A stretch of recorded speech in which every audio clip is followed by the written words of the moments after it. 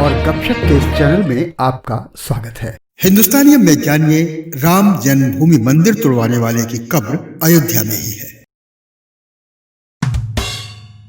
की वजह से राम जन्मभूमि मंदिर ढहाया गया, जिसने ये साजिश रची, जिसने षड्यंत्र को सफल करने के लिए अपना सब कुछ दांव पर लगाया, आज उसका कोई नामो निशान नहीं मिलता। उसकी कब्र कहाँ है पता नहीं।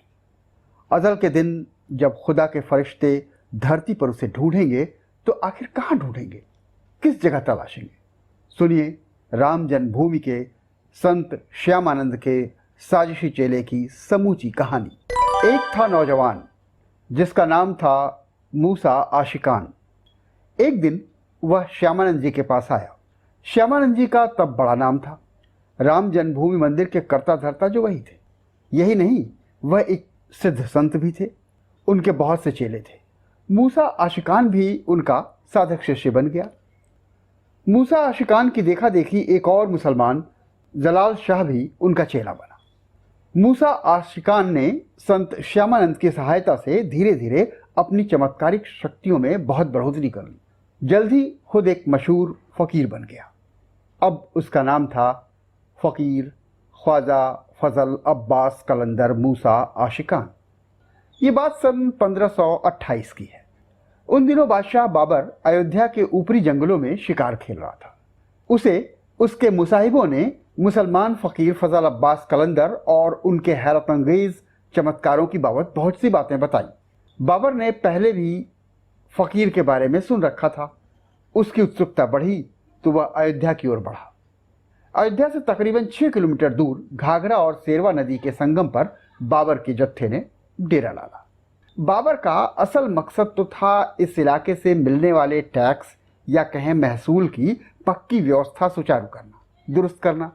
ये काम बहुत दिनों से उलझा हुआ था। वो ये भी सही है कि बाबर अयोध्या के इतने नज़दीक आ जाने के बाद फ़कीर फजल अब्बास कलंदर के दर्शन लाभ भी लेना चाहता था। पहले एक हफ्ते तक तो वो टैक्स के मैनेजमेंट में बिजी रहा। उससे फारिग होकर उसने फ़कीर फजल अब्बास कलंदर से मिलने अयोध्या जाने का मंसूबा बांधा। बादशाह फ़कीर फजल अब्बास के आस्ताने पर पहुंचा। बड़े से लाव लश्कर को पीछे छोड़कर बाबर और उसका सेनापति मीर बाकी ताशकंदी फ़कीर के करीब पहुंचे। थोड़े से बाकी साथी पीछे खड़े रहे। बाबर ने अपने साथ लाया हुआ बहुत कीमती कपड़ा, शानदार चोगा और हीरे जवाहरात और उसके साथ कुछ मुद्राएं भी फजल अब्बास कलंदर को बड़े ही सम्मान के साथ पेश किया। मगर ये क्या, फजल अब्बास कलंदर ने बाबर की भेंट स्वीकारने से साफ इनकार कर दिया।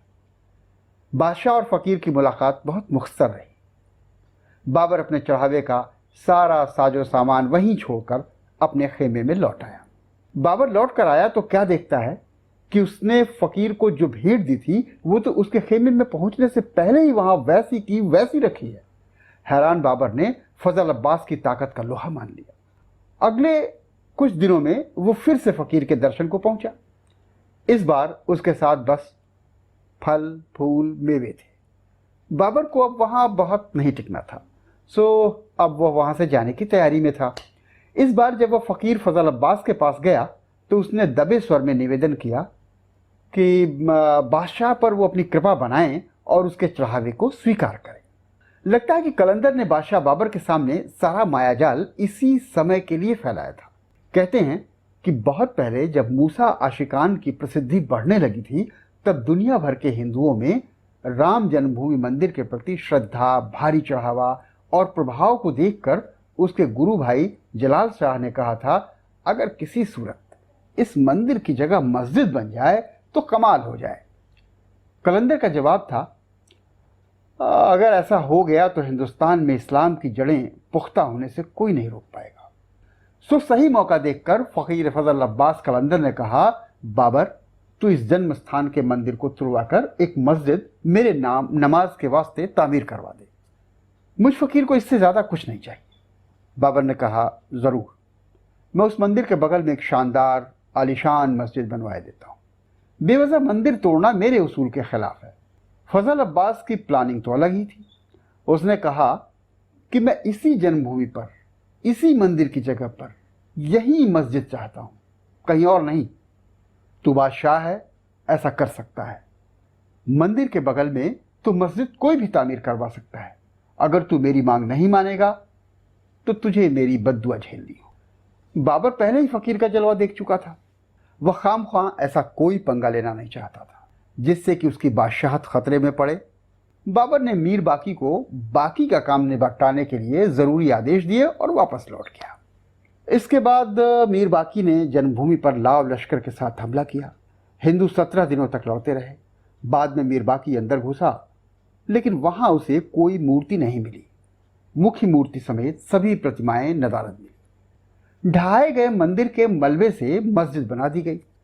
मूसा अपने साजिशी मंसूबे में कामयाब रहा। इतना सब होने के बावजूद फजल अब्बास कलंदर मूसा आशिकान को अयोध्या के मुसलमानों ने एकजुट होकर हीरो नहीं बनाया, वह जस का तस ही रहा। मूसा आशिकान जब मरने लगा तो उसने अपने चेलों से कहा, मंदिर को मेरे कहने से ढहाया गया, इसलिए इससे मिले 2 खंभों पर मेरी लाश रखी जाए और 2 को मेरे सिरहाने गाड़ दिया जाए। अयोध्या में कटरे की सड़क पर वशिष्ठ कुंड के पास उसे गाड़ा गया। अब क्या स्थिति है पता नहीं, मगर बहुत समय तक वहां 2 खंभे तो मिलते रहे, पर कब्र का नामो निशान उससे पहले मिट चुका था। तो मिलते हैं हिंदुस्तानियम के अगले एपिसोड में। अपने रिएक्शन में बताइएगा कि आपको ये किस्सा कैसा लगा।